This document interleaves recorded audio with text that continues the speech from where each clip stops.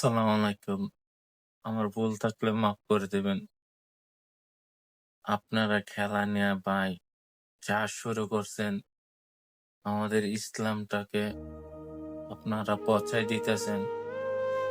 আপনি খেলা নিয়ে জীবন নামাজটা পড়ছেন, এটা ঠিক হয় নাই। আপনার যদি এতে সেজদা দেওয়া থাকতো, ভালো পরিষ্কার জায়গাতে যায় সেজদাটা দিতেন, তাই অনেক খুশি হইতাম। তা আপনি একটা খেলা নিয়ে আমাদের নামাজে নিয়ে যে ভঙ্গিটা করলেন, ভাই বাংলাদেশের মানুষ চোখ আছে নাকি নাই জানি না। বাংলাদেশের মানুষ এখন নেশার আসক্ত হয়ে গেছে, নারীর আসক্ত হয়ে গেছে। মানে বাংলাদেশের মানুষ অল টাইম একটা না একটা পিনিকিলে পড়ে রয়েছে। বাংলাদেশের মানুষ এটা দেখে না, দেখে শুধু খেলা। খেলা দিয়ে ভাই জীবন চলবে না। আপনারা যাভাবে করতেছেন, দেখতেছেন বাংলাদেশে কি সমস্যা হইতেছে, আর আপনারা একটা খেলা নিয়ে নামাজের মুসলিমের নামাজ নিয়ে এই কাজটা করলেন, একদম ঠিক হয় নাই ভাই। আপনি একদিন মারা যাবেন, আমি একদিন মারা যাবো। তাই দেখা আপনি এইভাবে নামাজ পড়বেন?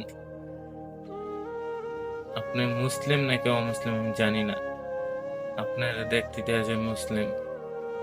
আমার মনে হয় না আপনি মুসলিমের কাতারে আছেন। যদি পারেন আল্লাহর সাথে তওবা করেন, খেলা দেখবো না এই সেই। আপনি অনেক গুনাহ করে ফেলেছেন ভাই, অনেক গুনাহ। আপনি মুসলিমের নামাজ নিয়ে এতটুক করা আপনার ঠিক হয় নাই। আপনার খেলা খেলা আপনার অন্য সাইডে, আপনি মুসলিমের জায়গা নিয়ে নামাজের সেজদা দিলেন।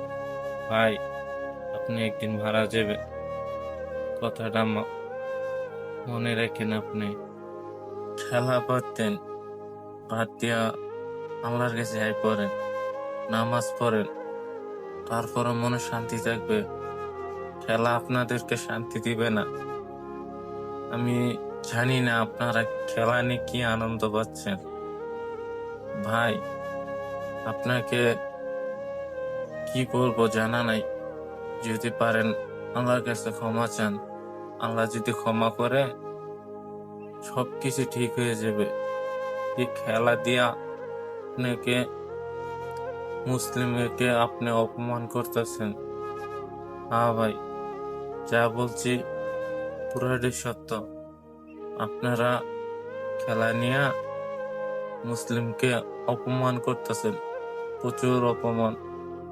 বাংলাদেশের মানুষ এখন আর ঠিক নাই, ওরা নিজেই পাগল হয়ে গেছে।